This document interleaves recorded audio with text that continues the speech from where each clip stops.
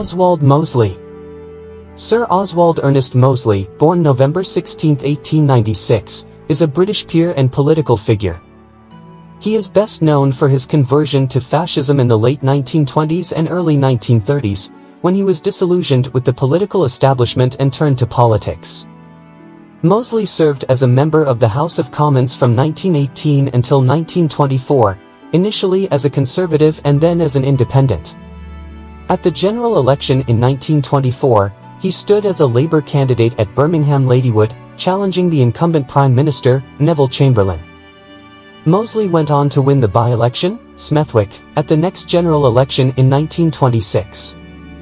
He then served as a Labour Member of Parliament from 1929 to 31. Mosley succeeded his father in 1928 as the 6th Baronet of Mosley, a title which had been held by the family for over 100 years.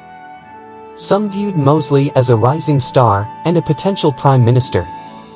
In 1930, Mosley resigned as a result of disagreement with the government's policies on unemployment.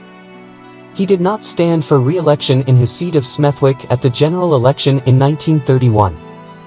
In 1932, Mosley's new party was reformed as the British Union of Fascists, BUF. Mosley was a strong advocate of anti-Semitism and sought to ally the BUF with other fascists, including Benito Mussolini and Adolf Hitler. Under Mosley's leadership, the BUF incited violence against trade unionists, communists, anarchists and British Jews. The Battle of Cable Street saw anti-fascists block the BUF's march through the East End of London. Mosley held numerous rallies around London and the BUF grew in membership in the capital. In May 1940, the outbreak of World War II led to Mosley's imprisonment and the banning of the BUF. Mosley was released in 1943. He moved abroad in 1951 and spent the rest of his life in France, Paris, and 2 homes in Ireland. Mosley stood for Parliament in the post-war era but received little support. During this latter period he was an advocate of pan-European nationalism, developing the Europe and nation ideology, and was an early proponent of Holocaust denial conspiracy theories. Life and career. Early life and education. On November 16, 1896, Mosley was born at 47 Hill Street in Mayfair, London, the eldest of his 3 sons. His elder brother was Sir Oswald Mosley, the 5th Baronet, born in 1873 to 1928, and his younger brother was Edward Heathcote, born in 1899 to 1980, and John Arthur, born in 1901 to 1973. He was a 3rd cousin of Queen Elizabeth, the Queen Mother's father, Sir Oswald Mosley. The family originated from the 12th century, when Sir Oswald de Mosley was Lord of the Manor of Mosley in Staffordshire during King John's reign. The family were well-to-do landholders, and lived at Ralston Hall near Burton-upon-Trent, Staffordshire. They created 3 baronetcies, 2 of which have become extinct: Tunman Mosley, the 1st Baron Anslow, born in 1874 to 1950, and John Arthur Noel, born in 1878. Both of these baronets have become extinct. After his parents split up, Mosley was brought up by his mother, who moved to Betton Hall in Market Drayton, and his father's grandfather, Sir Oswald Mosley, 4th Baronet, whom he always called Tom, within the family and among close friends. For many years, Mosley lived at his grandparents' country home at Apedale Hall. He went to school at West Downs School, then Winchester College, where he was a fencing champion during his school years, winning titles in foil and sabre. Mosley continued to love fencing throughout his life. Military service. Mosley enrolled at Sandhurst in January 1914, but was kicked out in June after committing an act of unlawful violence against another student. Mosley was then commissioned into the Queen's Lancers, a British cavalry unit, and fought on France's Western Front during World War I. After the war, Mosley transferred to the RAF, where he became a pilot and observer. During a demonstration for his mother and his sister, he was injured in a crash, leaving him with a lifelong limp and a reputation for bravery and recklessness. Mosley returned to the front line before the injury fully healed, and at the Battle of Loos, 1915, he fainted at his post due to pain. Mosley then spent the rest of the war in desk jobs at the MAO and the Foreign Office. Marriage to Lady Cynthia Curzon. He married Lady Cynthia Simi Curzon on May 11, 1920. She was the second wife of the first Earl Curzon, Viceroy, 1859–1925, Foreign Secretary, 1919–24. And Lady Mary Leiter, 1898–1933. He had to persuade Lord Curzon that Mosley would be a good match, as he thought Mosley was mainly interested in social advancement in Conservative Party politics and in his inheritance. The wedding was held at the Chapel Royal, St. James's Palace, London, and was attended by King George V, Queen Mary, and foreign royalty including the Duchess and the future King and Queen of Belgium, Astrid. During the marriage, he had a long-term relationship with his wife's younger sister and a short-term relationship with Grace Curzon, his stepmother. He inherited the Ancoats baronetcy after his father died in 1928. India and Gandhi. On one of his many excursions, Mosley traveled to British India with his wife, Lady Cynthia, in the year of his birth. Because of Mosley's father-in-law's position as the viceroy, he was able to meet many people along the way. They traveled by boat and made a brief stop in Cairo. After Ceylon, now Sri Lanka, they continued their journey through mainland India, spending the first days at the government house in Ceylon, then in Madras and finally in Calcutta, where the governor at that time was Sir John Lytton. It was through C.F. Andrews, an Anglican priest and close friend of the Indian saint, as Mosley would later describe him, that Mosley came into contact with Mahatma Gandhi. They met at Calcutta and Gandhi invited Mosley to attend a private conference that Gandhi was chairing. Later, Mosley would describe Gandhi as a sympathetic person of gentle intelligence. Marriage to Diana Mitford. Cynthia passed away in 1933 due to peritonitis. Mosley then married his second wife, Diana Guinness, née Mitford. On October 6, 1936, they secretly tied the knot in Nazi Germany at the home of the German Minister of Public Education and Propaganda, Joseph Goebbels, and their guest of honor was Adolf Hitler. The Mosleys lavished large sums of money on the British Unity Front, BUF, and attempted to put it on solid financial ground by various means, including trying to negotiate with Hitler through Diana to allow commercial radio broadcasts from Germany to Britain. In 1937, Mosley is said to have made a deal with the hereditary Earl of Sark, Francis Beaumont, to establish a privately owned station on Sark. Member of Parliament. At the end of World War I, Mosley decided to enter politics as a Conservative MP, having lost his university education and practical experience as a result of the war, at the age of 21. He was motivated by, and spoke of in Parliament, a passionate conviction that we should avoid any future war. Local Conservative and Labour associations favoured Mosley in several by-elections, with a vacancy near his family estates being his first choice. He was unexpectedly elected to the House of Commons at Harrow. He faced no serious opposition in the general election held in November 1918, and was easily re-elected. Mosley was the youngest MP to take up his seat, though Joseph Sweeney, a Sinn Féin abstentionist, was younger.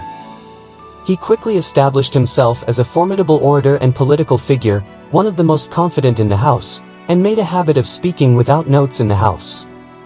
In the 1920s, Mosley was a follower of John Maynard Keynes, an economic historian, and was described as a student of Keynes. Crossing the floor.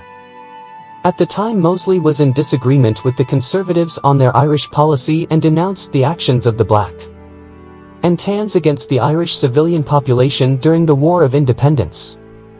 He was Secretary of the Peace with Ireland Council and, as Secretary, proposed that a commission be sent to Ireland to investigate the reprisals carried out by Black and Tans. At the end of the 1920s, Mosley stood as an independent member of Parliament on the opposition benches. He retained his seat in the 1922 general election and held it against a challenge from the Conservatives in the 1923 general election. Lady Diana Mosley wrote in her autobiography, The Liberal Westminster Gazette, that Mosley is the most polished literary orator in the House, his words flowing from him in elegant epigrammatical phrases that sting the throats of the government and the Conservatives alike. To hear him is to be educated in the English tongue, as well as the art of the delicate but deadly retort. Mosley has human sympathy, courage and intelligence. The government fell in October and Mosley had to find a new seat. He thought Harrow would not be re-elected as a Labour candidate, so he decided to contest the Birmingham Ladywood seat against Neville Chamberlain. Mosley campaigned hard in Ladywood, accusing Chamberlain of being a landlord hireling.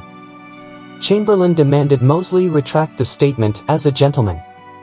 Mosley, who Stanley Baldwin described as a cad and a bad un, refused to back down.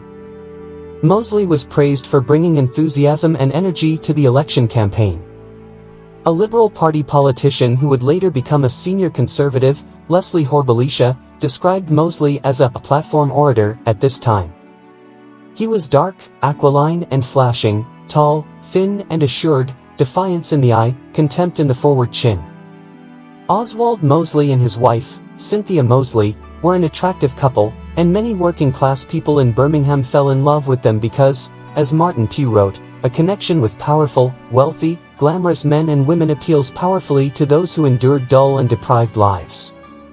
After several recounts, Chamberlain was declared the victor by 77 votes. Mosley blamed the result on bad weather. During his time out of Parliament, Mosley wrote his Birmingham proposals, which would form the foundation of Mosley's economic policy for the rest of his political life. During the campaign, Mosley was attacked by the Conservatives for being too wealthy, including allegations that he was hiding his wealth. After Churchill brought Britain back on the gold standard, Mosley wrote that when faced with the choice of saying goodbye to his own employment and saying goodbye to other people's employment, Mr. Churchill chose the latter. Mosley won a by-election in Smethwick in 1926 and returned to Parliament on December 21. In 1927, Mosley was elected to Labour's National Executive Committee. In the 1920s and early 1930s, Mosley and his wife, Cynthia, were active Fabians. Mosley is listed among the Fabians in Fabian News and in the Fabian Society Annual Report 1929-31. Mosley was a lecturer at Kingsway Hall in 1924 and a lecturer at Livingstone Hall in 1931. Office: Chancellor of the Duchy of Lancaster. Mosley then made an audacious attempt to move up the political ladder within Labour. He was a close ally of Ramsay MacDonald and had hoped to be appointed to one of the big offices of state. However, when Labour swept the 1929 general election, Mosley was only appointed to the post of Chancellor of the Duchy of Lancaster, which was a non-portfolio and non-cabinet post. Mosley was given responsibility for dealing with the unemployment problem. But his radical ideas were blocked either by the sleeper Lord Privy Seal, James Henry Thomas, or by the cabinet. Mosley Memorandum. Faced with the economic uncertainty that the nation was facing as a result of the death of its domestic industry, Mosley proposed the Mosley Scheme. It called for high tariffs to protect British industries from international finance and transform the British Empire into a autarkic trading bloc.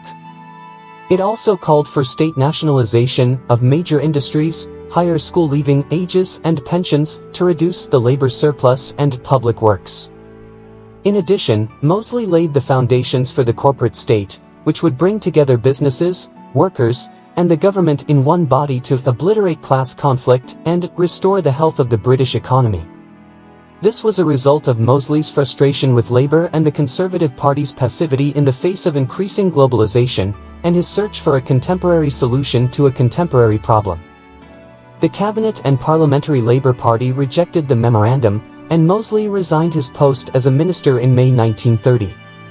In October, he tried to convince the Labour Party conference to accept the memorandum, but was again defeated. Lady Mosley wrote in her autobiography, "Sir Oswald Mosley's resignation is a capital event in domestic politics. We think he was right, as he was certainly courageous, to refuse to share any more of the blame for inertia." John Maynard Keynes, the economist, praised the Mosley Memorandum as a very useful document and exquisitely enlightening. Keynes also wrote that, "I like the spirit that informs the document."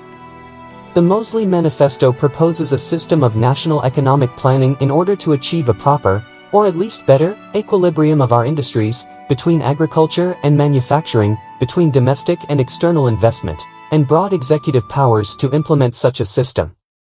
That is its essence, The manifesto provides us with a place to think and act. It will shock, it must shock, the many good people of this country who have laissez-faire in their heads, in their hearts, and in their souls. How anyone who professes to be a socialist can avoid the manifesto is a more mysterious question. Lady Mosley's autobiography, published 30 years later in 1961 by Richard Crossman, states that this wonderful document was a whole generation before Labour thinking. As his book The Greater Britain focused on the problems of free trade, many of the arguments against globalization can be found in the arguments against current globalization. Mosley warns that buying cheap goods from other countries may seem attractive, but it will destroy domestic industry and cause high unemployment, as happened in the 1930s. Mosley argues that trying to challenge the 50-year-old system of free trade exposes industry in the domestic market to the chaos of world conditions, such as price swings, dumping, and the competition of sweat labor, which leads to lower wages and industrial decline. Described as a curious mixture of J.M. Keynes and Major Douglas, of credit fame, Mosley began to argue in July 1930 that government must be transformed from a talk shop to a workshop. In 1992, following the economic recession of 1990-91, the then UK Prime Minister, John Major, considered Mosley's ideas in an attempt to find an unconventional solution. New Party. Disappointed with the Labour Party, Mosley formed the New Party with 6 other Labour members, of whom 2 resigned after one day. The party's early parliamentary contests, including the by-election at Ashton-under-Lyne in October 1931, may have played a spoiler role in splitting the left-wing vote and allowing the Conservatives to gain seats. However, the organization gained the support of many Labour and Tory politicians who supported Mosley's corporatist economic policies, including Aneurin Benn, Harold Macmillan, and others. Keynesianism was also added to the party's platform, with Mosley himself saying that Keynesianism was his great contribution to fascism. The party also gained the support of the Daily Mail, which at the time had Harold Harmsworth as its editor. Mosley was increasingly sympathetic to the policies of the fascists, but he was denied the chance to establish his party when, during the Great Depression, the general election was unexpectedly called in October 1931. Mosley's candidates, including his wife's in Stoke, which had previously been held by him, lost their seats and he did not win any. As the new party grew more radical and more authoritarian, many of its earlier supporters left the party. In Lady Mosley's autobiography, soon after the 1931 election, Mosley was described as follows. As he took his seat at the end of his speech at Manchester's Free Trade Hall, Sir Oswald Mosley rose from his chair, and the audience, which had never before been so roused, began to clap and hoot at him. Who could have predicted that here would be one of those root and branch men who have been swept up in England's religious, political, and business story from time to time? First that captivating audience is caught, then it is stirred, and finally it is, as we have already said, thrown off its feet by the tornado of peroration shouted at the defiantly high pitch of a great voice. Fascism. After Mosley lost his parliamentary seat in May 1931, he embarked on a tour of the new movements led by Italian fascist Benito Muscatello and other fascists. Mosley returned convinced, in particular by the economic program of Fascist Italy, that this was the way ahead for Britain. Mosley was determined to unify the existing fascist parties, and in 1932 he set up what is now known as the British Union for Fascism, BUF. The BUF stood for protectionism, strong anti-communism, and nationalism to the point where it preached authoritarianism. Mosley argued that the British Labour Party pursued policies of international socialism, while fascism pursued national socialism. The BUF claimed membership of up to 50,000 people, with the Daily Mail, among its earliest supporters, and the Daily Mirror, one of its first guest articles, a one-off, being a warm letter from the Daily Mail's owner, Lord Rothermere, to the BUF. Despite these brief warm words, the BUF was so vocally opposed to European fascism that the paper's directors were added to Germany's hit list in case Operation Sea Lion. In 1940, John Gunther wrote that Mosley was brilliantly handsome and probably the best speaker in England. He also described his personal magnetism as terrific. Among his admirers at the time were the writer Henry Williamson, the military thinker J.F.C. Fuller, and the future Lord Haw William Joyce.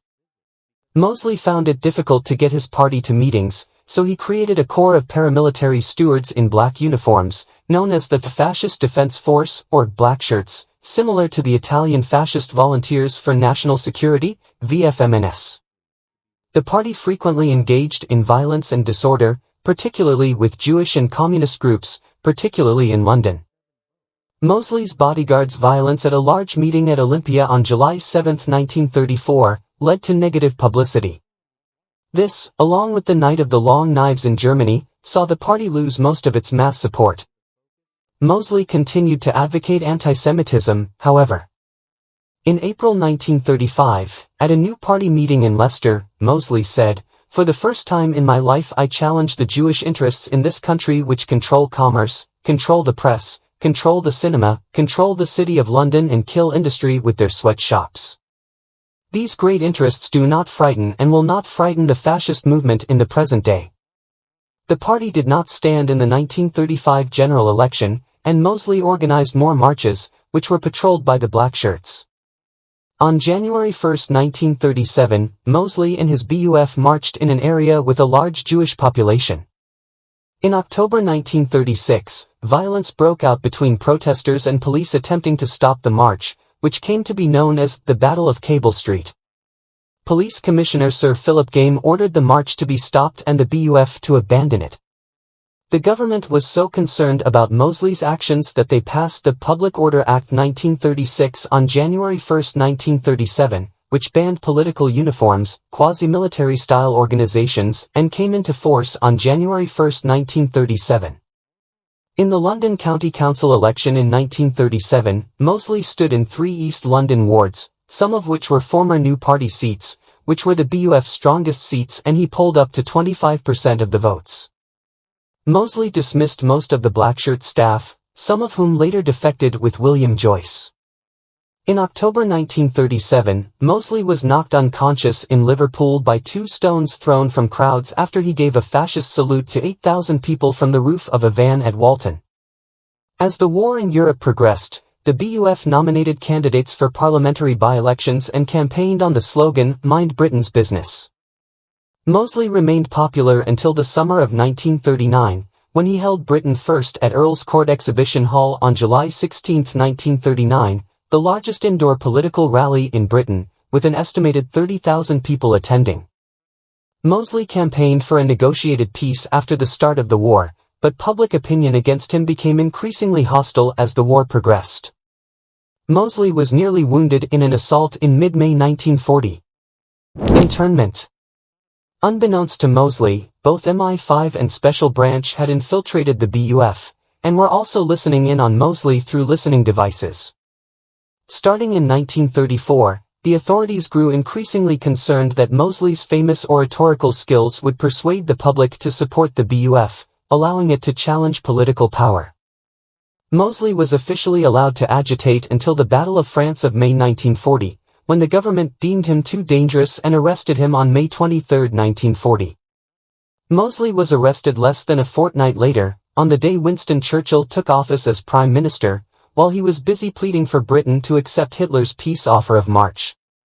Mosley was questioned for 16 hours by the Home Office's Permanent Secretary, Lord Birkett, but was never charged with a crime and instead interned under Defence Regulation 18B.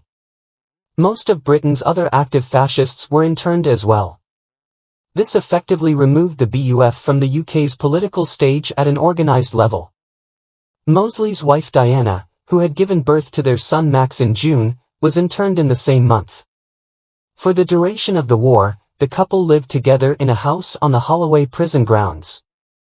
The British government proscribed the BUF later that year, and Mosley spent much of his time in confinement reading books, particularly in the classics, about politics and war with a particular emphasis on key figures in history. He refused to see most of the other members of the BUF, but on the 18th of March 1943 he went to see his sister, Unity Mitford, who had been released on the same day. Mosley had consented to this visit because he had mistakenly believed that Diana and Unity's mother was with her, and Lady Mosley was the one who had been interned, particularly that time. There was considerable press coverage of this internment, although the majority of the press supported the government's actions. Others called for a trial, in the hope that it would either end the internment or result in a conviction. Throughout his internment, Mosley formed what would prove to be a lifelong friendship with fellow prisoner of the Irish nationalists, one of whom was. Then, in November 1943, Home Secretary Herbert Morrison ordered the Mosleys to be released from prison. After a bitter row in Parliament, Morrison's decision was confirmed by 327 votes to 26. Mosley, suffering from hepatitis, spent the remainder of the war in house arrest and under police protection. After his release from jail, he first lived with Pamela Mitford's sister, before moving to the Shaven Crown Hotel at Shipton under Wickwood. Mosley and his wife, Diana, then bought Crux Easton House near Newbury. Mosley continued to be the focus of much press interest. Post-war politics. After World War II, he was contacted by his former supporters and encouraged to get back into politics. Mosley founded the Union movement in 1948, which argued for a single nation-state to cover Europe, called Europe a Nation, and in 1962 he tried to launch the National Party of Europe. Mosley had links to the Italian neo-fascist political party Movimento Sociale Italiano and wrote in a weekly Roman magazine called Asso di Bottoni, the Ace of Clubs, published from 1948 to 1957, which was supported by Europe a Nation. The New European describes Mosley as a true Europhile. Mosley's meetings with the Union movement were often physically disruptive, as were his meetings before the war with much of the same opposition. This may have been a factor in his decision to leave Britain in 1951 and live in Ireland, saying in response to criticism that, "You don't clear up a pile of dung from underneath it." In the 1950s, Mosley proposed dividing Africa into black and white zones, but this was abandoned when the country was decolonized in the 1960s. He was at the forefront of the rise of Holocaust denial. Mosley did not deny the existence of the Nazi concentration camps, but argued that they were necessary to house a significant disaffected population whose problems were caused by a lack of supplies caused by uninterrupted bombing by the Allies. Mosley also argued that bodies were burned in gas chambers because of typhus, rather than being set up by the Nazis to kill people. Mosley also tried to discredit pictures taken at places such as Buchenwald or Belsen. Mosley argued that the Holocaust should be blamed on the Jews, and that Adolf Hitler did not know about it. He described the Nuremberg trials as a zoo and a peep show. Mosley returned to Britain briefly in 1959 to stand as a candidate in the by-election at Kensington North after the 1958 Notting Hill race riots. Mosley campaigned strongly against immigration, calling for Caribbean immigrants to be repatriated and for a ban on mixed marriages. His final result was 8.1% of the votes cast. After his unsuccessful election campaign, he moved to Orsay outside Paris. In 1961, Mosley attended a debate on Commonwealth immigration at University College London, which was given by the young David Irving. He did not stand again until 1966, when he stood as a candidate in the Shoreditch by-election at Finsbury. His result was 4.6%. In 1977, Mosley stood as a candidate for the University of Glasgow as a Liberal candidate. He polled more than 100 votes but finished in the bottom of the poll. He retired and moved to France, where he wrote the autobiography My Life, 1968. In 1968, he wrote, "I am not and never have been a right-wing man. My place is on the left and it is now in the heart of politics." Mosley's political ideas are thought to have shaped the UK's organic farming movement. The theories of blood and soil were put into practice by Henry Williamson, an agrarian writer and ruralist. The Story of a Norfolk Farm, 1941, tells the story of Williamson's physical and philosophical journey to transform worn-out soil into fertile land. Much of the tone of the book is more overtly political than Mosley's nature work. Throughout the story, Williamson refers to regular meetings with his leader Mosley and a group of similar agrarian minds. The Soil Association was set up by Mosley in response to Church of England proposals to abolish agricultural land tithes. Mosley's blackshirts protected a number of farms in East Anglian from the bailiffs who were authorized to extract payments from the church in the 1930s. Jorian Jenks was another early member, active in the blackshirts and a Mosley advisor. Personal life. Mosley's first wife, Vivian Elizabeth Mosley, had 3 children, 2 daughters, 1 son, and 1 daughter-in-law. Her second marriage, to Diana Mitford, produced a son, Michael Mosley, who is unmarried and free. Nicholas Mosley, born on January 15, 1927, is the son of Nicholas and his first wife, Elizabeth. He is the 3rd Baron Ravensdale, having inherited the title from his mother. Nicholas Mosley is a novelist who has written biographies and memoirs of his father. His son, Louis Mosley, is the grandson of Nicholas and Diana Mitford. His son, Max Mosley, is a Fédéchartiste de l'Église president. His grandson, Alexander Mosley, was born in 1983 and is the 3rd Baron Ancoats. His daughter, Arabella, is the 3rd Baroness Mosley, and his son, Rupert, is the 4th Baroness Mosley. Lady Cynthia Curzon was married to Nicholas Mosley in 1949 and had 2 children, one of whom is the current holder of the title, Baron Ravensdale, and the 2nd Baroness Mitford. In 1924, she was a member of the Labour Party and was elected. Death and funeral. On December 3, 1980, Oswald Mosley died at his home in Orsay. The funeral took place at Orsay Cemetery, where his body was then cremated. His ashes were then scattered at Orsay Pond. According to his son Alexander, they received many letters of condolence, but no death threats. "It's all been a long time," he said. Archive and residences. The University of Birmingham's Special Collections Archive houses Mosley's personal papers. The family home in Staffordshire, Ralston Hall, was demolished in the 1920s and Mosley lived there with his wife, Cynthia. Sauvy Farm in Denham was also demolished in the 1970s. After his release from prison in 1943, he lived with his wife Diana at Crux Easton in Hampshire. In 1945 he moved into Crowwood Farm in Marlborough in Wiltshire, which he ran at the time. In November 1945 Mosley was brought before a magistrate's court in Cheltenham after allegations were made that he had caused unnecessary suffering to pigs by not feeding them or providing them with adequate accommodation. Mosley pleaded not guilty and called his own defense. There was an outburst at the hearing which lasted 5 hours. The farm was sold in 2011 and was joined by 12 acres in the following year. Alclash House, Fermoy, is a Georgian-style house in County Cork, Ireland. Mosley purchased the house in the 1950s and restored it to its original condition. The house was sold in 2016 and again in 2018 and in 2020. In the same decade, he bought and restored Clonfert Palace, also in Ireland. In popular culture. Alternative history fiction. Literature. The first mention of Prime Minister Mosley in a novel is in Terence Dick's Doctor Who New Adventures, Exodus, where he addresses Britain's first National Socialist Parliament.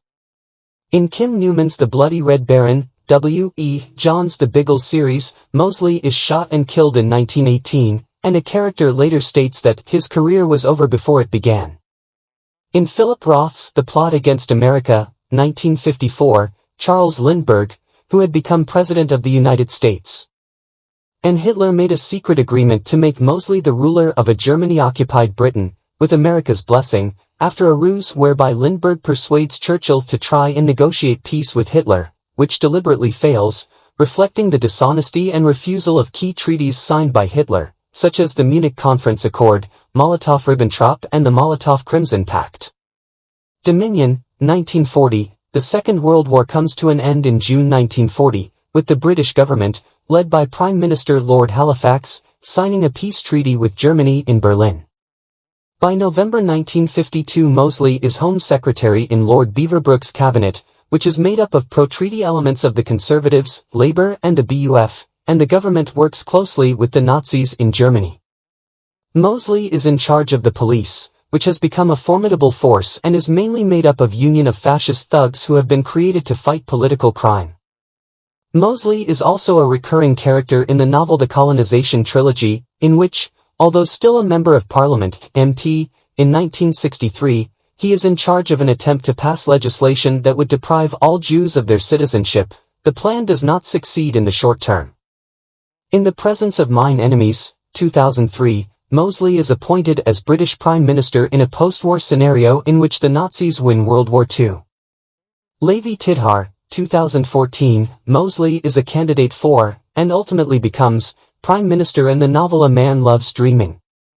In the second series, Southern Victory, Mosley is Minister of War under Prime Minister Winston Churchill in a revanchist and authoritarian Britain following the loss of the First Great War to the Entente.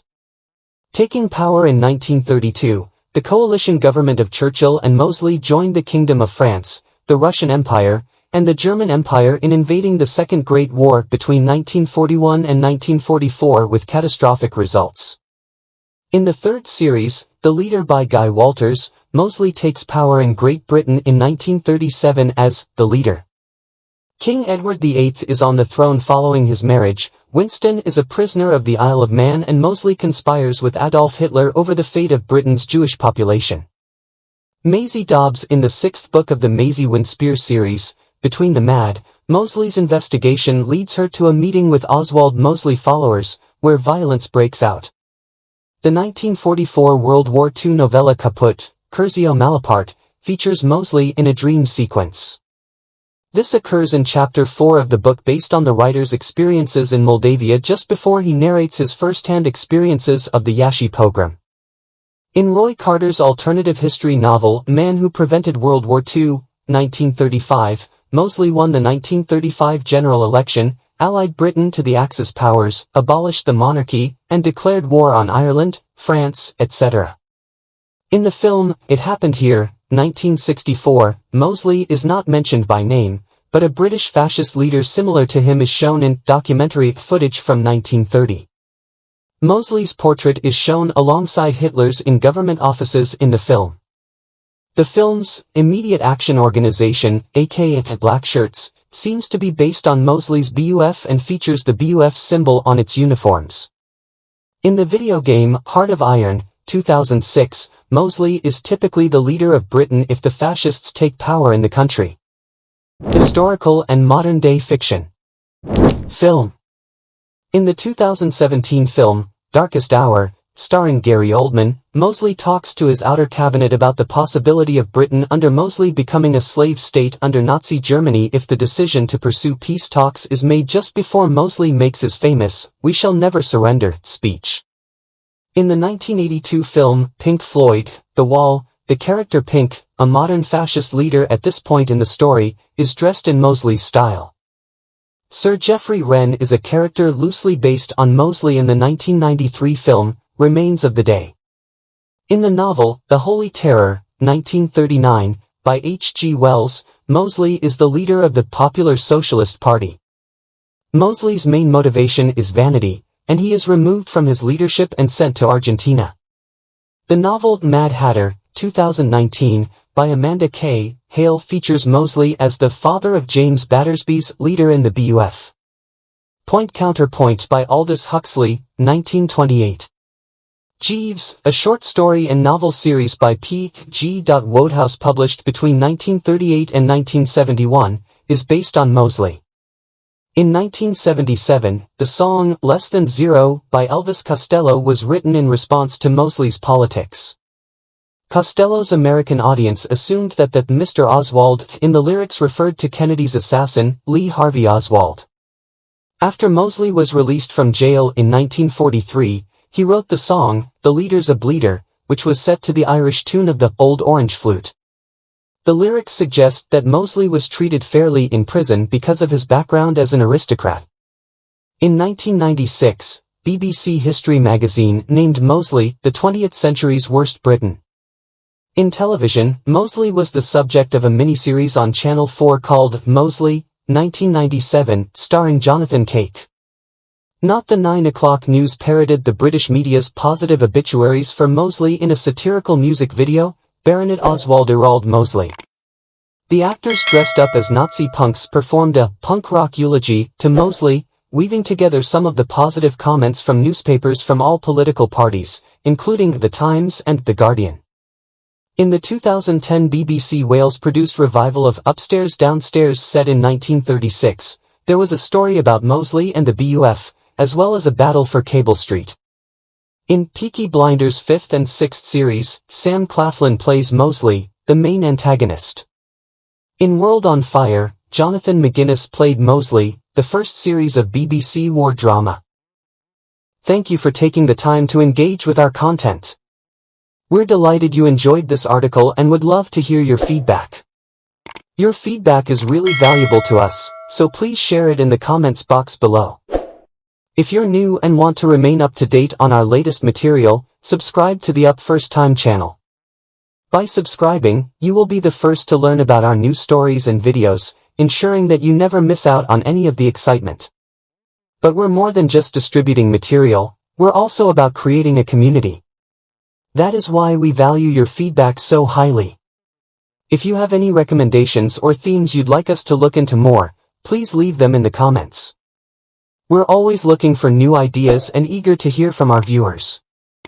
And, speaking of ideas, if you're as enthusiastic about this subject or person as we are, have you considered doing a whole documentary? Your unique thoughts and viewpoints could be extremely beneficial to others, and presenting them in a documentary style could help you reach an even larger audience. This is something to think about. Finally, remember to click the like button and share this video with your friends and family. Let's work together to expand our community and welcome new members to the Up First Time family. Your support is invaluable to us, and we could not do it without you. Thank you again for your support, and we look forward to continuing this great journey with you.